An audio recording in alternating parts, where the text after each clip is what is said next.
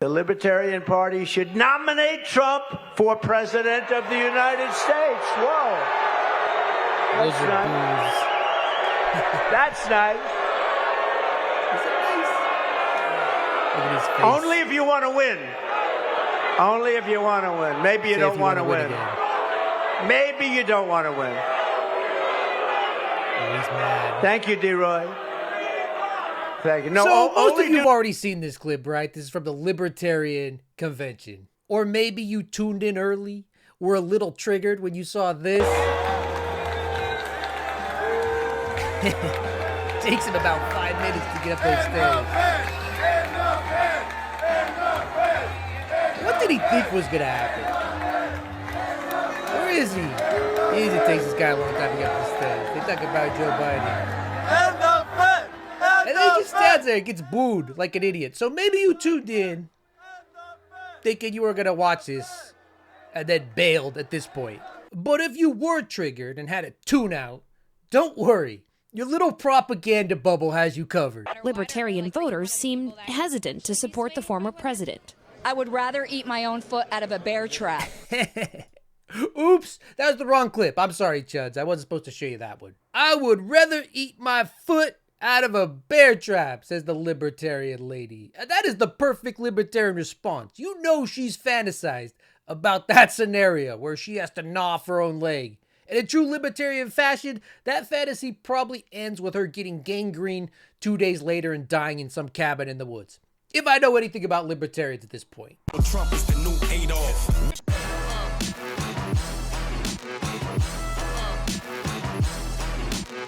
All right, Chuds, if you made it this far, I'll show you your propaganda clip. Here it is. We saw a lot of applause for the president. A lot of applause. Some people who were offering a couple of boos for the policies, not directly at going towards President Trump, but more toward the policies. But this is the Libertarian National Convention. President Trump knew coming in that this would be a rowdy bunch, and they were, but a lot of great cheers for the president tonight. And a lot of great cheers and a couple boos not directed at Trump, directed at his policies. And I'm sure happy we live in a world with video. The Libertarian Party should nominate Trump for President of the United States. Whoa. Policies. You have to nominate Trump for President of the United States. Boo! So I guess it's the policy, not the person, right? Don't believe your own eyes at this point. And don't worry, Chuds, it got better. I mean, it would have had to have got better, right? Combined with us in a partnership, we're asking that of the Libertarians. We must work together. Combine with us. You have to combine with us.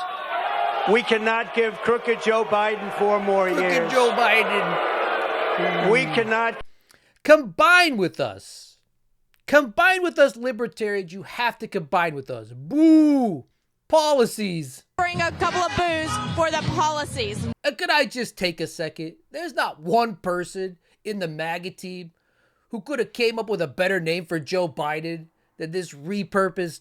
It was Crooked Hillary. Now it's just Crooked Joe Biden. None of them use alliteration. They need someone like Jasmine Crockett on their team to help them,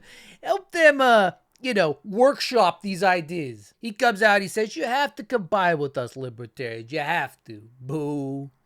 But if there's one thing we know for certain about Donald Trump, if you don't want to combine with him, he'll just force you to. I mean, ask his ex-wife Ivana, right? Ask Jean Carroll. Repealed the so-called guidance letter that turned on-campus sexual harassment accusations into de facto criminal convictions. You know all about that. Who else would do that for you? Trump. That's a weird policy to bring up. I mean, just pretend for 5 seconds that you're at this conference. I know, pretending you're a libertarian for 5 seconds is a lot to ask. But just pretend you're there. This 80-year-old man comes out. He's all, hey, you're all a bunch of sexual predators out there. Man, do I have a law for you. We're going to make it legal for you to be sexual predators. Wouldn't you be like, what rally did I stumble into here? Why is the guy up there who used to hang out with Jeffrey Epstein looking directly at me when he says that? You're at this political rally. There's going to be no consequences if you're a sexual predator. It would make you wonder what rally you were at. But hey, as this lady says, those are just the policies. Bring a couple of boos for the policies. I mean, maybe Trump could lean into that persecution complex a little bit, right? It works for these morons.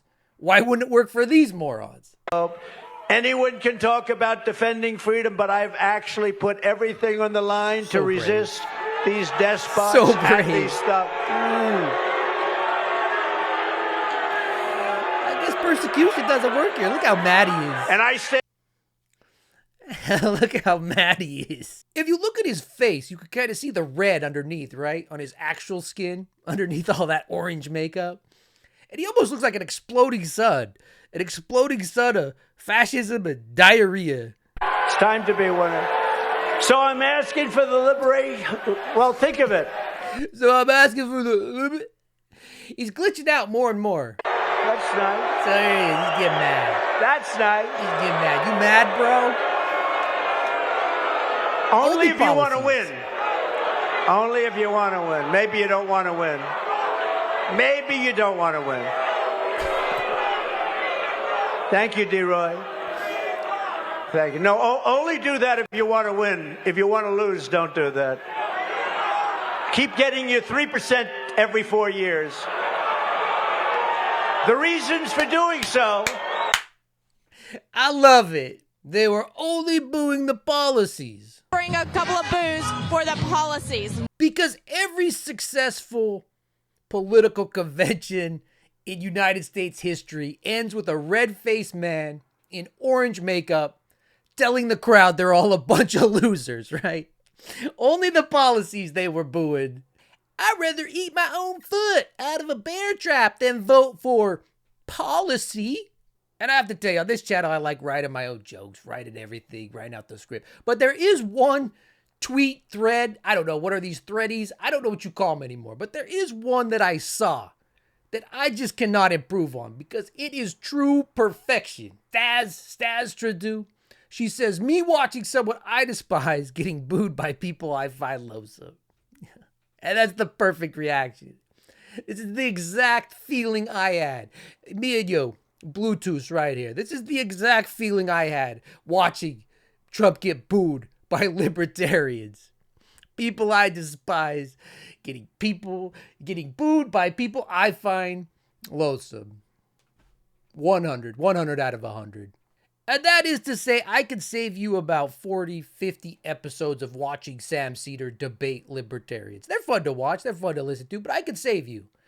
And that equals something like, I could save you 20,000 ums, right? There is a technique called the 3-punch death questions. I don't know, I just tried to make it up on the spot. Probably a better name for it. And it goes like this every single time with these libertards. Wait, Freudian slip. It's kind of like a libtard, but a libertard. Libertariard? That sounds more like a dog. Anyway, libertarians. My fellow libertarian, in this minimal government, lawless land you have in your head, just tell me this right off the bat. Who builds the roads? Well, that's an easy one. We all chip in. We all chip in and a private company will take over. And guess what? Guess what? The private company will be more effective than any government worker you've ever known. Wow, that sounds really great. I guess my only question is, when you have to chip in to maintain the highway you take to work every day, right? That you gotta drive. But let's be honest. In a libertarian utopia, the end game is these chuds will be living right on their boss's property. That way he can keep an eye on him. He'll be choosing what they eat, if they get medical care, all that stuff. Because the end result of every libertarian utopia is just serfdom. I even made a video about it. It didn't do that great, but if you want to go watch it, I think it's still pretty good. But let's assume we're in the beginning of this libertarian takeover, right? And your means of getting to work depend on a highway. Now you have to rely on this guy who lives across the street from you, maybe lives next door to you, Daryl. You have to rely on him being willing to fork up the cash to this private company that will come along. And I'm sure if this is your neighbor in this new world, he looks very sane. He looks very reasonable. He looks very willingly to help out you with your problem, because he definitely has a job. Someone who puts this much time into such a crappy house definitely has a job he needs to take a highway to go work at. So you'll be fine. Punch number one. Punch number two is the cops. So Chud, I see that you have a Gadsden flag there, and also a Blue Lives Matter flag. Hell, you even have a flag that combines the two. What's a Gadsden flag? Oh, I'm sorry, it's the don't step on snack flag. Hey, don't step on snack. Don't step on snack.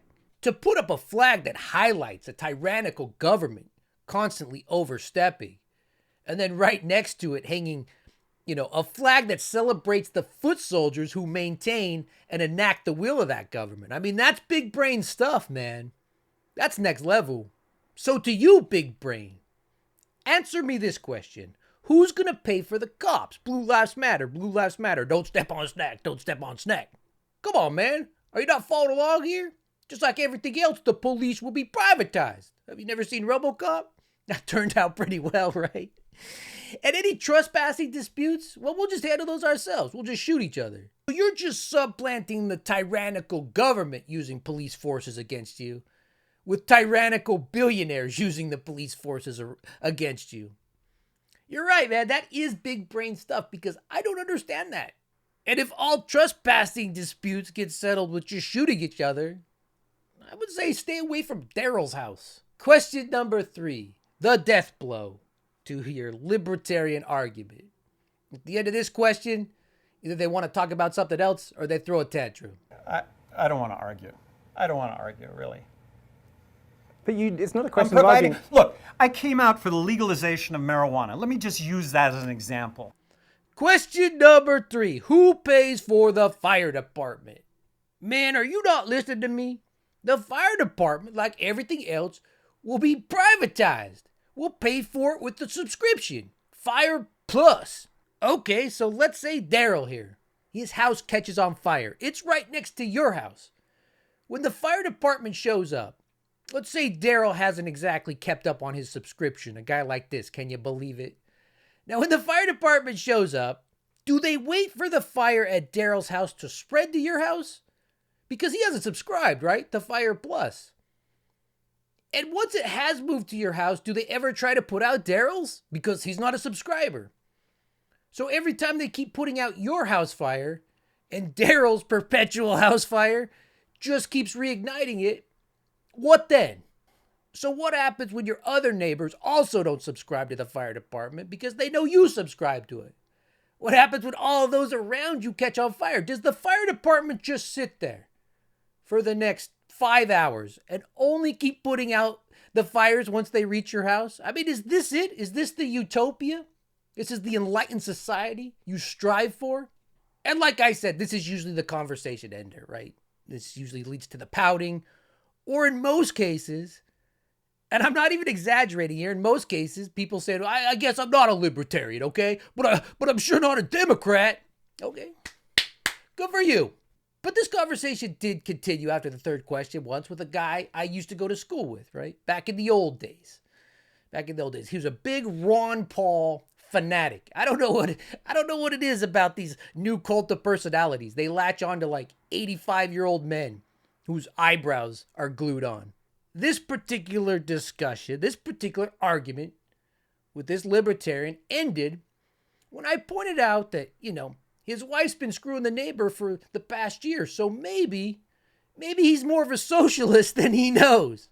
And I mean, it didn't just end the conversation. It ended me ever talking to him again, but you do what you got to do. As everyone knows, it will be my great honor to pardon the peaceful January 6th protesters, Peaceful. or as I often call them, the hostages. They're hostages. There has never been a group of people treated so harshly or unfairly in our country's history. This abuse will be rectified, and it will be rectified very quickly. There's never been a group treated more harshly in our country's history. He just said that. I mean, maybe if we get Kanye or Uncle Thomas to weigh in on it, they'll probably agree with Trump. But for the rest of us, I think 3 square meals a day for the scum that try to overturn an election, try to overturn our democratic republic. I would say that's a lot better than this, right? From our history.